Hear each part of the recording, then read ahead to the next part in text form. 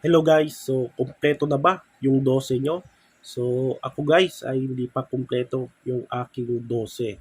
So meron ako nababasa sa social media na hindi kumpleto yung kanilang 12. So merong iba ay boboto lang ay 4, merong 6, merong 7, meron ding 3 lang.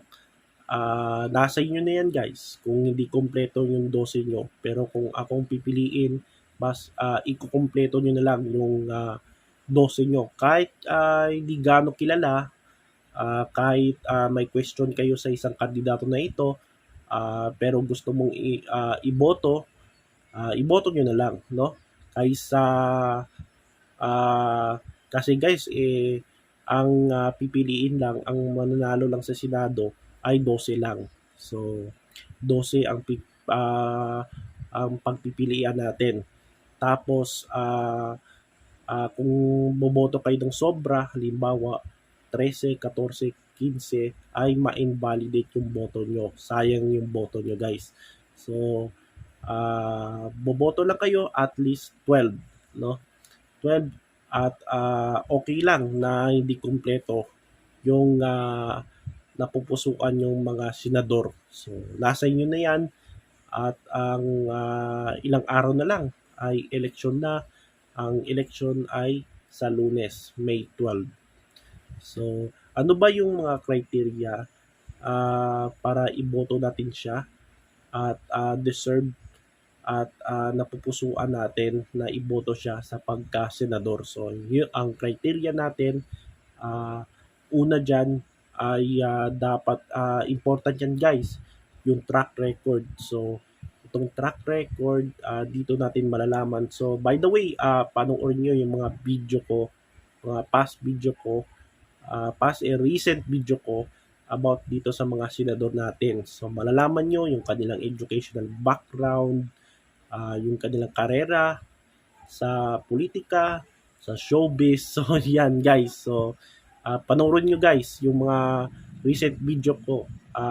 May 30 candidates for senator yung na-feature natin. So, yan. Panoorin nyo.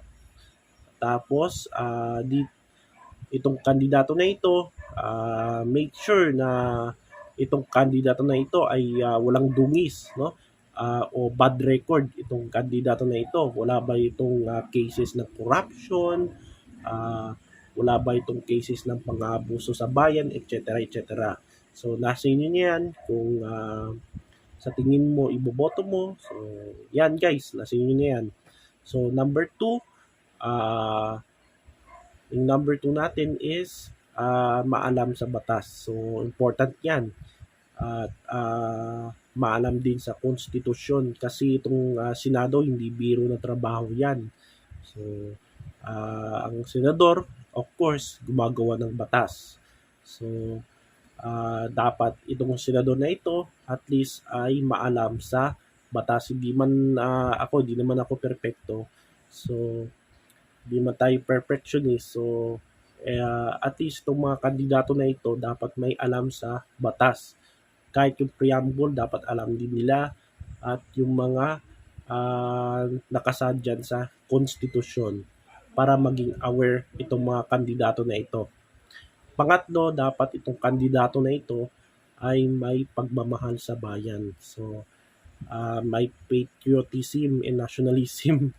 So, dapat make sure itong kandidato na ito ay hindi traitor, hindi makapili. So, dapat itong kandidato na ito ay patriotic at or pagmamahal sa bayan. Ikaapat ay of course may takot sa Diyos at ang panghuli ay dapat yung kandidatong iboboto nyo ay hindi nakadepende kung sikat ba siya, palagi siyang nasa TV, sumasayaw, palagi siyang nasa TV dahil lagi siyang ini-interview ng news media. So, dapat hindi ganyan, no? Kasi makikita nyo sa mga survey, yung mga pumapasok dyan ay yung mga sikat, no?